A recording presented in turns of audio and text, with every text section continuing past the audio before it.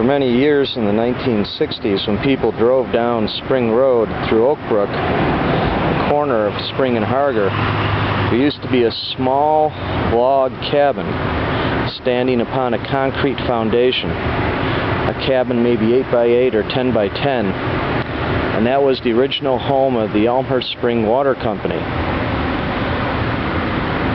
In the late 1800s, Elmhurst was running out of water, and they needed a place to get the water. So they turned back to something that happened in the 1860s. Early one morning, while the Civil War was in progress, this neighborhood was beset by a huge explosion. And when the neighbors investigated that morning, they found a giant spring had risen up through the stone and mud in the area.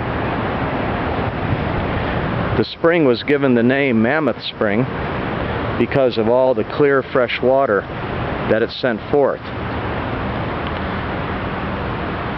Then in the 1800s, when Elmhurst needed water,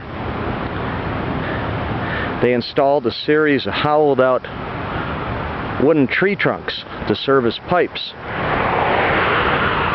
And they came down Spring Road, which is why we call Spring Road Spring Road. And these tree trunks brought water into downtown Elmhurst.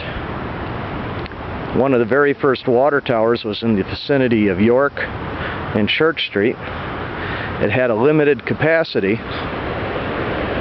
and the story of that was if people left their outdoor faucet on overnight, a single household could empty the entire water tower. Well, since then, Elmhurst went to its own wells, and they also went to the DuPage Water Commission for lake water. When the Hyatt House was originally built on this corner, they used the water from the spring for their swimming pool, but there's no longer any evidence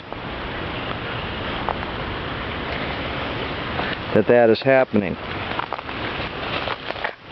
Right now we're just taking a short walk down to the banks of Oak Brook. This is where the village of Oak Brook gets its name.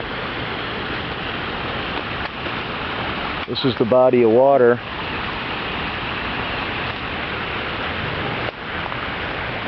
And when it goes that way, it goes a little bit more east, it hooks up with Salt Creek.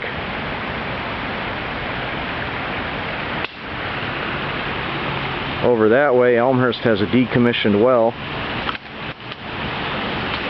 And there are a couple other natural springs in the area. Some of the backyards on the other side of the creek from the hotel have some springs that come up, seasonal springs. But that's the story of Mammoth.